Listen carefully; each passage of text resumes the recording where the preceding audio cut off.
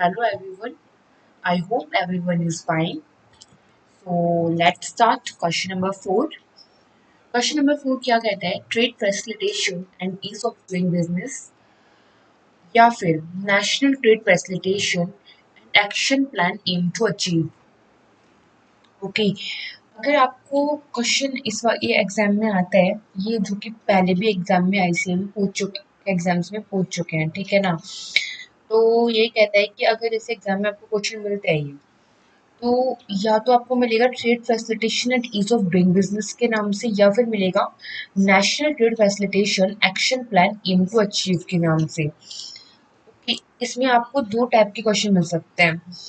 अब अगर क्वेश्चन बोलते हैं national trade facilitation action plan aim to achieve, तो आपको ओनली ये 5 पॉइंट्स लिखने हैं। अगर क्वेश्चन बोलते हैं trade facilitation and ease of doing business करके, तो फिर आपको ये जो ये बेस लाइन दे रखी है, ठीक है, ये भी लिखना पड़ेगा। और ये आप पता है कहाँ से कहाँ तक लिखेंगे, ये वाला पॉइंट लिखेंगे एंड देन ये वाला पॉइंट जो DGFT consultation with export promotion council और इम्पोर्ट्स तक यहाँ से आप कट कर देंगे। अपनी स्टडी मेट में आप ये लाइन कट कर दो, ठीक है। अब मैम आपको कैसे पता ये ऐसे ऐसे, भाई मैं फर्स्ट टाइम तो पढ़ा नहीं रही and I am also CA, ठीक है। मेरा कोचिंग इंस्टीट्यूट है जहाँ मैं बच्चों को पढ़ाती हूँ, तो इस वजह से मुझे पता है। मैं फर्स्ट टाइम नहीं पढ़ा रही हूँ बच्चों को। ओके, सुनो, ये कहते हैं कि आपको पता है, हम स्टार्ट करते हैं बेसलाइन से। Trade facilitation and ease of doing business. ये ट्रेड फैसिलिटेशन का मतलब क्या होता है, किसी को पता है? What do you understand by trade facilitation? हाँ जी, देखो, ट्रेड फैसिलिटेशन का मतलब है कि इम्पोर्ट और जो एक्सपोर्ट करते हैं हम, तो जो इम्पोर्ट एक्सपोर्ट का जो प्रोसेस होता है ना, उसको इजी करना, फास्ट करना और लेस कॉस्टली बनाना। क्या करना? इजी करना, फास्ट करना और लेस कॉस्टली बनाना, ठीक है। ये तीन ट्रेड फैसिलिटेशन के क्या होते हैं,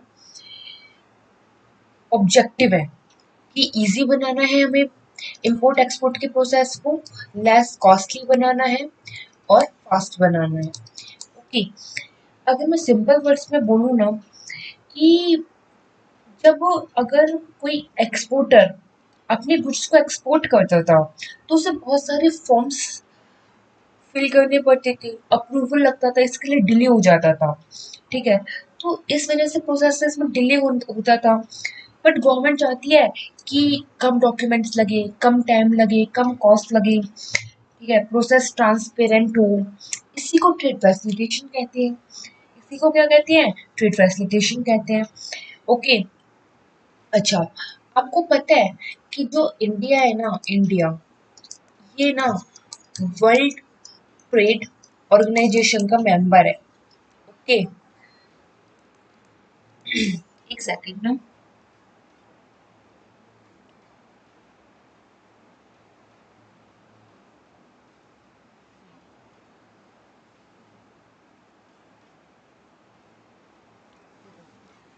इंडिया है ना, इंडिया, ये वर्ल्ड ट्रेड ऑर्गेनाइजेशन का क्या है? मेंबर है।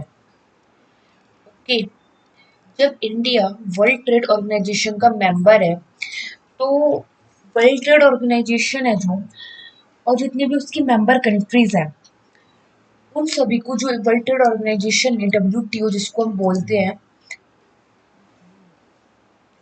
डब्ल्यूटीओ है जो, है, तो इसने रूल्स, प्रोविजंस, एग्रीमेंट बना रखे हैं, right.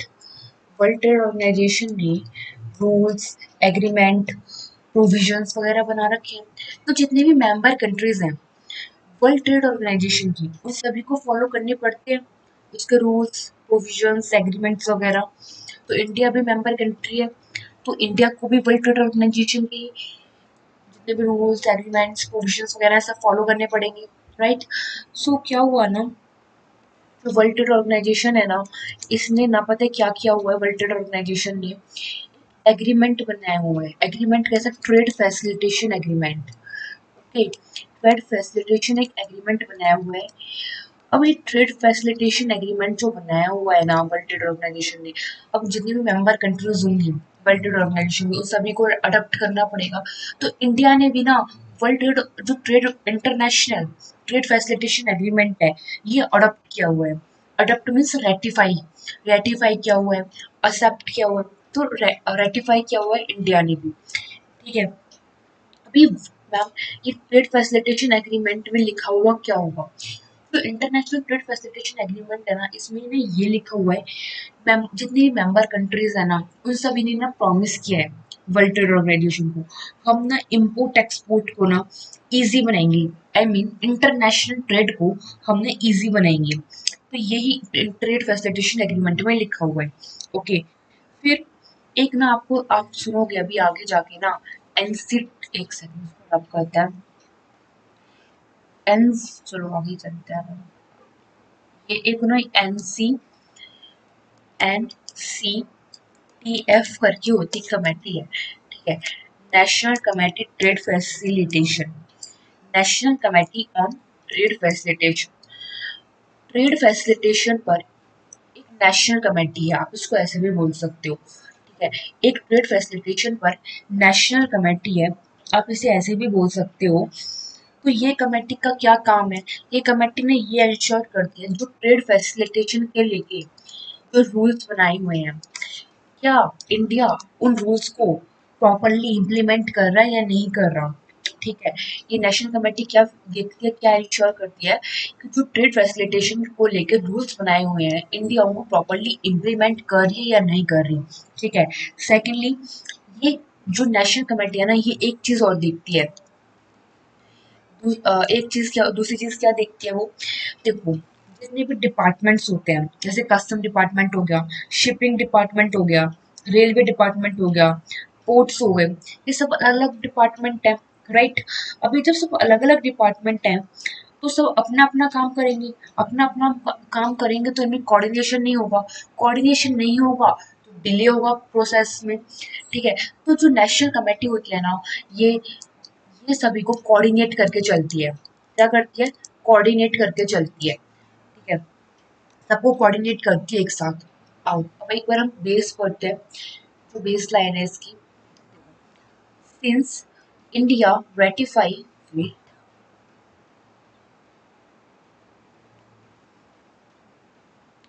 since India ratify the World Trade Organization Facilitation Agreement, there is a special focus on implementing the international trade facilitation measures. समझ में आया कि इंडिया ने रेटिफाई किया हुआ है, एक्सेप्ट कर लिया, क्या अडेप्ट कर लिया वर्ल्ड ट्रेड ऑर्गेनाइजेशन का ट्रेड फैसिलिटेशन एग्रीमेंट। उसका स्पेशल फोकस है किस चीज पे, इंटरनेशनल ट्रेड फैसिलिटेशन मेजर को इम्प्लीमेंट करना, राइट। मैंने आपको ये समझाया अभी, ठीक है। उसके बाद क्या कहते हैं, national committee on trade facilitation has been constituted, किस लिए कंस्टिट्यूट हुई है, टू फैसिलिएट, ये फैसिलिटेट करने के लिए क्या, coordination and implementation of the TFA provisions. TFA का मतलब क्या है यहाँ पे, ट्रेड फैसिलिटेशन एग्रीमेंट के जो प्रोविजंस है उनको इम्प्लीमेंट करने में, कोऑर्डिनेशन करने में, इसलिए ये इंश्योर करती है कौन, national committee on trade facilitation, ठीक है। अभी देखो अभी क्या कहता है ना, national trade facilitation action plan aim to achieve. तो नेशनल ट्रेड फैसिलिटेशन का जो एम क्या है ना, देखो इसका पता है क्या एम है कि जितना भी हमारा इंपोर्ट एक्सपोर्ट हो रहा है ना, जितना भी हम ट्रेड कर रहे हैं उसको उसके प्रोसेस को स्मूथ बनाना, इजी बनाना, इसका एम है किसका, नेशनल ट्रेड फैसिलिटेशन का, ठीक है। अभी देखो पहला पॉइंट क्या कहता है, improvement in ease of doing business through reduction in transaction cost and transaction time. जब हम इम्पोर्ट एक्सपोर्ट करते हैं ना तो जितना उसमें टाइम लगता है, ठीक है, इम्पोर्ट एक्सपोर्ट करने में जितना भी खर्चा लगता है उससे कम करना, ये पहला इसका एम है। जितना भी इम्पोर्ट एक्सपोर्ट करते हैं जिसमें ट्रांजेक्शन कॉस्ट लगती है, ट्रांजेक्शन टाइम लगता है, उनको रिड्यूस करना। जैसे कि हम पहले की बात करें ना तो पहले की ना क्या होता था, हम डॉक्यूमेंट सबमिट करते थे, डॉक्यूमेंट सबमिट करते थे तो 2 दिन लग जाते थे क्योंकि ऑनलाइन फैसिलिटी अवेलेबल नहीं थी। डॉक्यूमेंट्स जाके सबमिट करने पड़ते थे ऑफिसर्स को, ठीक है, वेरिफिकेशन होती थी उसमें टाइम लगता था, फिर अप्रूवल आता था उसमें टाइम लगता था। तो ऐसे 10 से 15 दिन लग जाते थे किसी भी इम्पोर्ट एक्सपोर्ट को कंप्लीट होने में। भाई इतना टाइम लगता था तो बहुत ज़्यादा टाइम लग रहा है। तो अब ऑनलाइन सिस्टम आ गया, ऑनलाइन सिस्टम से सारा सब कुछ जितना भी होते हैं ऑनलाइन अपलोड करते हैं और ऑटोमेटिकली वेरिफिकेशन हो जाता है। तो टोटल कितना टाइम लगा, 1 से 2 दिन में हमारा सारा का सारा इम्पोर्ट एक्सपोर्ट सब कुछ कंप्लीट हो जाता है, ठीक है ना। सेकंड क्या कहते हैं, reduction in cargo release time. अभी देखो रिडक्शन कैसे हुआ, कार्गो रिलीज टाइम में कैसे रिडक्शन होगा। अभी मैं आपको सीधे इसका एग्जांपल समझाती हूँ। जैसे ना हमें चाइना से ना मोबाइल इंपोर्ट करे और मोबाइल हमारे मुंबई पोर्ट पर आए हैं, ठीक है। अब तो पहले के में ना जब कस्टम से कस्टम क्लियरेंस करवाने में ना कम से कम 10 से 15 दिन लग जाते थे, 10 से 15 दिन लगते थे। तो भाई कस्टम क्लियरेंस होने में 5 दिन लग रहे हैं, 10 दिन लग रहे हैं, ऐसे दिन लग जाते थे। वो भी जो हमारे मोबाइल्स वगैरह इनको हमें चाइना से जो आए मुंबई पोर्ट पर इनको हमें क्लियर करवाना है, तो इसमें ज़्यादा टाइम लगता था। बट अब क्या हुआ है, डिजिटल क्लियरेंस हो जाता है। आप अपने बैठो पीसी पर, ऑनलाइन डीजीएफटी पोर्टल खोलो और लॉगिन करो और उसमें डिजिटल क्लियरेंस करवाओ, 1 दिन के अंदर आपका कार्गो रिलीज हो जाते हैं। ओके, इससे इम्पोर्टर क्या होगा, इससे क्या बेनिफिट मिलेगा, जल्दी कार्गो रिलीज हो जाएगा तो जो इम्पोर्टर है वो अपने जो उसके गुड्स वगैरह है उसको मार्केट में जल्द से जल्द बेच पाएगा। ओके, उसके बाद कहते हैं पेपरलेस रेगुलेटरी इन्वायरमेंट। इसमें क्या हुआ ना, देखो अब इसका एग्जांपल लेते हैं। पहले क्या होता था कि या हमें जो इनवॉइस की हार्ड कॉपीज होती थी, ठीक है, जो इनवॉइस की हार्ड कॉपी होती थी वो सबमिट करनी पड़ती थी, शिपिंग बिल सबमिट करने पड़ते थे हार्ड कॉपी में, सर्टिफिकेट्स वगैरह भी हमें हार्ड कॉपी में सबमिट करने पड़ते थे, राइट। सो सब कुछ हमें ऑफिसर के पास ले जाना पड़ता था और हमें हार्ड कॉपी में डिपॉजिट करना पड़ता था, पेपर लगते थे इसमें। तो भाई अब क्या हो गया, ऑनलाइन सिस्टम है, ऑनलाइन पोर्टल है, इस पे पीडीएफ अपलोड करो, डिजिटल सिग्नेचर करो, ऑनलाइन अप्रूवल मिल जाता है। इससे क्या बेनिफिट हुआ कि पेपर कम लग रहा है, कॉस्ट कम लग रही है, स्पीड ज्यादा मिल रही है, राइट। तो पेपरलेस रेगुलेटरी इन्वायरमेंट हो गया। Transparent and predictable legal resign, ये क्या कहता है, transparent and predictable legal resign. Transparent का मतलब रूल्स सबको क्लियरली पता हो, जो ऐसा ना हो किसी के लिए रूल्स और किसी के लिए रूल्स और, सबके लिए सेम रूल्स है, ठीक है। तो रूल्स ट्रांसपेरेंट होने चाहिए, सबको पता होना चाहिए क्लियरली, और प्रिडिक्टेबल होनी चाहिए। प्रिडिक्टेबल मतलब आज रूल्स कुछ और कल रूल्स कुछ और ना हो, सेम रूल्स होने चाहिए, आज भी वही रूल्स होने चाहिए और कल भी वही रूल्स होने चाहिए। ऐसा नहीं तुम बार बार चेंज कर रहे हो, आज ये रूल्स है, कल ये रूल्स है, परसों ये रूल्स है, ऐसा नहीं होना चाहिए। रूल्स से जो आपके रूल्स है वो सेम होने चाहिए, समझ रहे हो। एग्जाम्पल के रूप में बोलूँ तो गवर्नमेंट क्लियरली बता दे कि एक्सपोर्टर्स को इतना बेनिफिट देंगे, लाइक 2% का हम बेनिफिट दे रहे हैं अगर आप एक्सपोर्ट करोगे। जितने भी एक्सपोर्टर्स हैं उन सभी को पता होना चाहिए कि अगर हम ये चीज़ एक्सपोर्ट करेंगे तो हमें 2% का बेनिफिट मिलेगा। तो transparent and predictable legal regime हो गया, right. Improved investment climate through better infrastructure. Infrastructure का मतलब क्या है यहाँ पे, जैसे कि वेयर हाउसेज हो गए, ठीक है, एयरपोर्ट्स हो गए, पोर्ट्स हो गए। अगर इनका इंफ्रास्ट्रक्चर है अगर ये बेटर होगा तो जो इन्वेस्टमेंट क्लाइमेट हमारा इम्प्रूव हो जाएगा। कैसे, देखो अगर मैं आपको एग्जांपल दूं, हम्म, या देखो आपको ना एक्सपोर्ट करने हैं, गुड्स एक्सपोर्ट कर रहे हो आप, तो आप ना हरियाणा से गुड्स लेके गए मुंबई पोर्ट तक, ठीक है, मुंबई पोर्ट तक आप गुड्स लेके गए, तो कैसे लेके गए, बाई ट्रक लेके गए मुंबई पोर्ट तक, ठीक है। अब ट्रक लेके जाओगे तो रोड से जाओगे भाई, पैदल तो जाओगे नहीं, तो रोड से गए हैं, तो रोड से गए हैं तो एक बात नहीं ऐसे करते हैं, बाई ट्रक गए हैं, और ट्रक गए हैं तो बाय रोड गए हैं। जो रोड था ना वो अच्छा बना हुआ था, स्मूथ बना हुआ था एकदम, कहीं से टूटा फूटा हुआ नहीं था। तो रोड से अगर बेटर इंफ्रास्ट्रक्चर होगा तो रोड्स वगैरह मतलब अच्छे वगैरह बने हुए हैं, तो जो ट्रांसपोर्टेशन कॉस्ट आएगी वो कम आएगी, क्योंकि ट्रांसपोर्टेशन कॉस्ट कैसे कम आएगी, क्योंकि जो ट्रक होगा वो मुंबई पोर्ट तक जल्दी पहुंच जाएगा। अगर मुंबई पोर्ट तक वो जल्दी पहुंच जाएगा तो जो उसकी ट्रांसपोर्ट कॉस्ट है वो कम होगी ना, हाँ, ट्रांसपोर्ट कॉस्ट कम होगी, इससे एक्सपोर्ट बढ़ेगा, एक्सपोर्ट जल्दी से जल्दी जाएगा, बाहर लोगों को जल्दी से जल्दी गुड्स मिलेंगे। तो फॉर अब इससे क्या बेनिफिट हुआ, जो फॉरेन इन्वेस्टर है इंडिया में इन्वेस्टमेंट करना पसंद करेंगे अब वो, तो improve investment climate through better infrastructure. समझ में आया? ओके, तो क्वेश्चन नंबर 4 हमारा कंप्लीट होता है। अभी हम नेक्स्ट स्टार्ट करते हैं क्वेश्चन नंबर 5।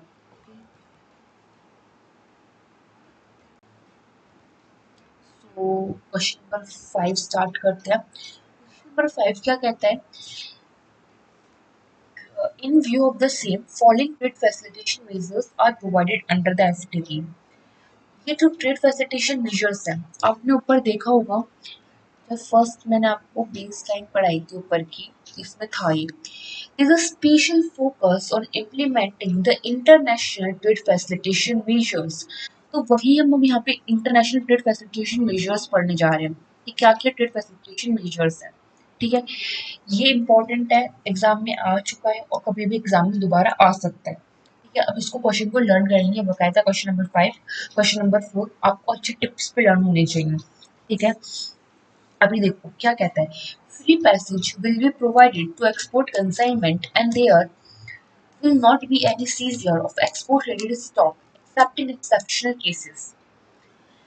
फ्री पैसेज का मतलब क्या होता है, पहले आप एक्सपोर्ट कंसाइनमेंट का मतलब पता होना चाहिए। एक्सपोर्ट कंसाइनमेंट का मतलब आप समझते हो, जो गुड्स को हम बाहर एक्सपोर्ट कर रहे हैं, ठीक है, वही एक्सपोर्ट कंसाइनमेंट है उसका मतलब। यहाँ पे फ्री पैसेज का मतलब क्या है, जो गुड्स को हम एक्सपोर्ट कर रहे हैं उन गुड्स पर कोई भी अननेसेसरी रोक टोक ना हो पोर्ट पे, कस्टम पे। ठीक है, ओके, उसके बाद क्या कहता है कि ना, एग्जाम्पल लेके मैं आपको एक क्वेश्चन समझाती हूँ।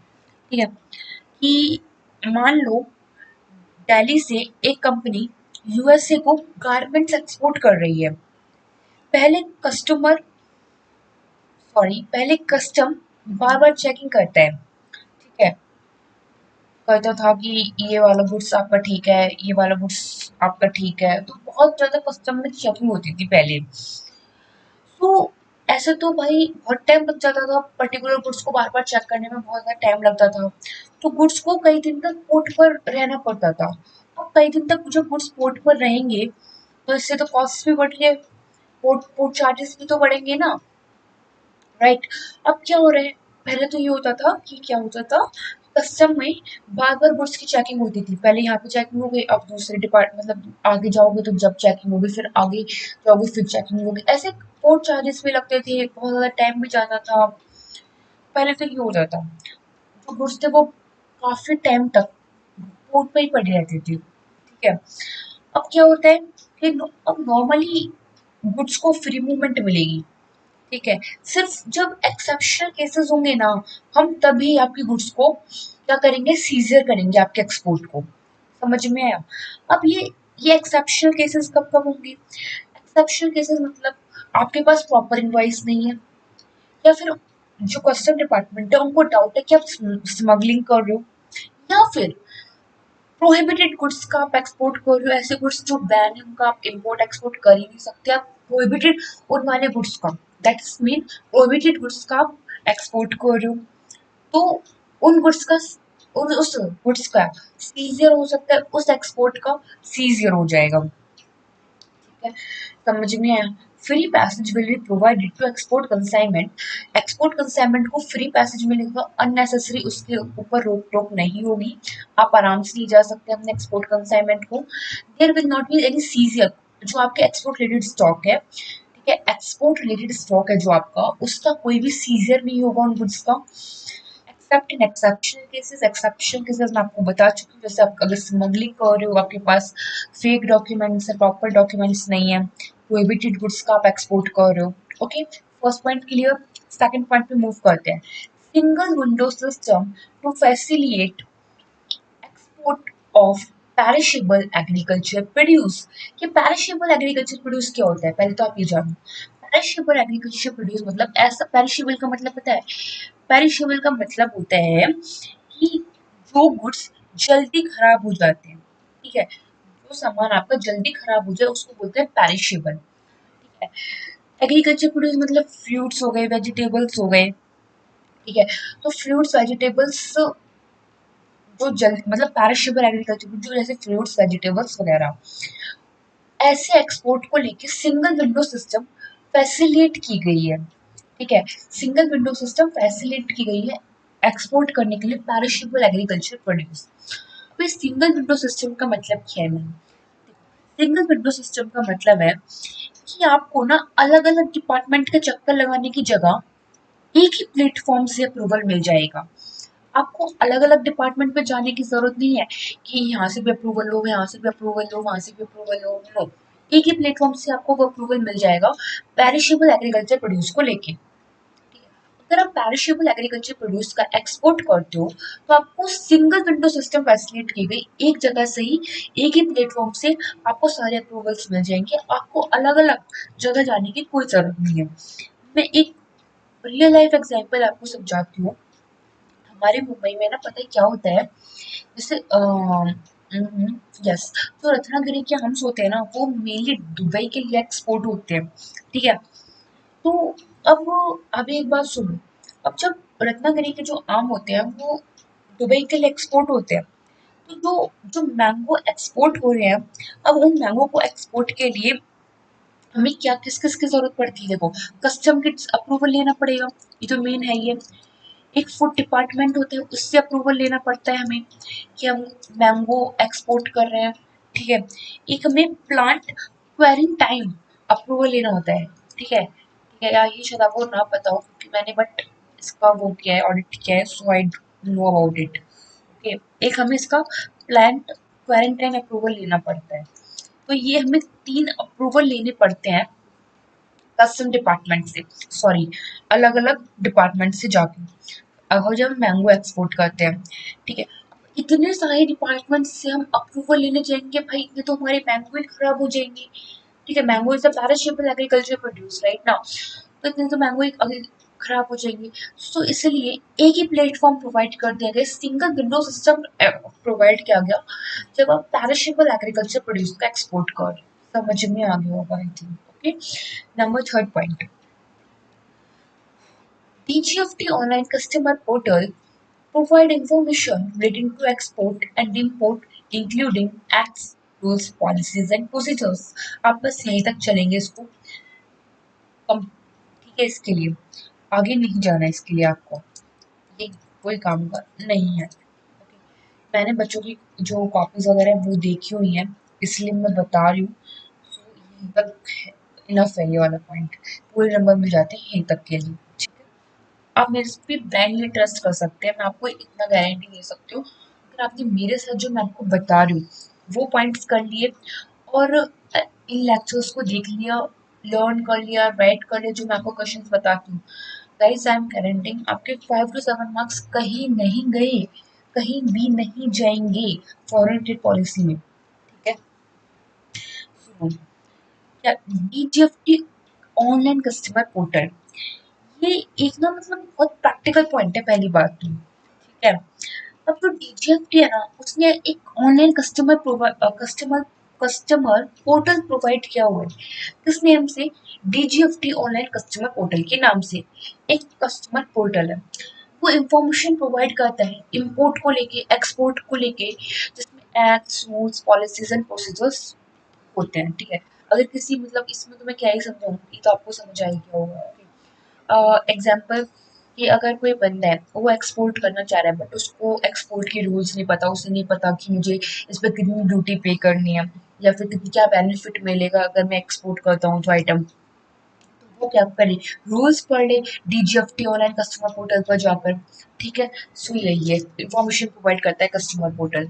उसके बाद आप नेक्स्ट 2 पॉइंट्स और देखेंगे मेरे साथ, मैंने इजी इजी पॉइंट्स आपके लिए सिलेक्ट किए हुए हैं। ओके, देखो, dedicated 24/7 help desk facility has been put in a place to assist the exporters in filing online application on DGFT portal and other matters pertaining to FTP। समझ में आया? ये भी आपको आई थिंक समझ में आ गया होगा कि DGFT ने ना क्या किया हुआ है, एक हेल्प डेस्क फैसिलिटी प्रोवाइड की हुई है। ठीक है, जो 24 आवर्स 7 डेज ओपन है, इम्पोर्टर्स के लिए भी और एक्सपोर्टर्स के लिए भी। अगर इम्पोर्टर्स एक्सपोर्टर्स को किसी भी चीज़ में प्रॉब्लम होती है, जैसे कि ऑनलाइन एप्लीकेशन फाइल फॉर्म करने में डीजीएफटी पोर्टल पे आपको समझ में नहीं आ रहा कि हमें एप्लीकेशन डीजीएफटी पोर्टल पे कैसे फाइल करनी है, तो आप हेल्प डेस्क फैसिलिटी की हेल्प ले सकते हो। ठीक है, वो आपको असिस्ट कर देगा कि आपको कैसी एप्लीकेशन फाइल करनी है या कोई दूसरा मैटर है, ठीक है, एफटीसी से एफटीपी से पर्टेन कर रहा है जो, उसके लिए भी हेल्प डेस्क फैसिलिटी आपको असिस्ट कर देगी। ठीक है मैम, ये other matters pertain to FTP में जैसे कि डीजीएफटी पोर्टल पर आपको लॉगिन करना ही ना आ रहा हो, कैसे लॉगिन करते हैं, राइट, या फिर या अगर आपको जैसे लाइसेंस एप्लीकेशन दिया, आपने लाइसेंस एप्लीकेशन में इश्यू हो रहा है, तो आप हेल्प डेस्क फैसिलिटी से हेल्प ले सकते हैं, वो आपको असिस्ट करेगा। कोई आपको एफटीपी का ही प्रोविजन समझ नहीं आ रहा कि ये प्रोविजन कैसी है, रूल कैसे है, तो आपको हेल्प डेस्क फैसिलिटी असिस्ट कर देगा। ओके, इजी, ठीक है। अब नेक्स्ट आप 4 पॉइंट्स हो चुके हैं। नेक्स्ट पॉइंट क्या कहते हैं, large number of trade facilitation measures have been taken by custom department. जो ट्रेड फैसिलिटेशन मेजर्स हैं, ठीक है, वो किसने लिए हुए हैं, कस्टम डिपार्टमेंट ने लिए हुए हैं। ठीक है, अभी आपको ट्रेड फैसिलिटेशन मेजर्स पता है क्या क्या है, तो कहता है जो कस्टम डिपार्टमेंट ने इंपोर्ट एक्सपोर्ट को इजी बनाने के लिए, फास्ट बनाने के लिए बहुत सारे रिफॉर्म्स किए हैं। समझ में आया कि ना, जो हमारी कस्टम डिपार्टमेंट है, इसने जो हमारा क्या है कस्टम डिपार्टमेंट, अब वो ये क्या चाहता है कि हमारा जो इंपोर्ट एक्सपोर्ट हो रहा है ना, जब इंपोर्ट एक्सपोर्ट कर रहे हैं ना, इंपोर्ट एक्सपोर्ट को इजी बनाने के लिए, फास्ट बनाने के लिए इन्होंने बहुत सारे रिफॉर्म्स किए हैं।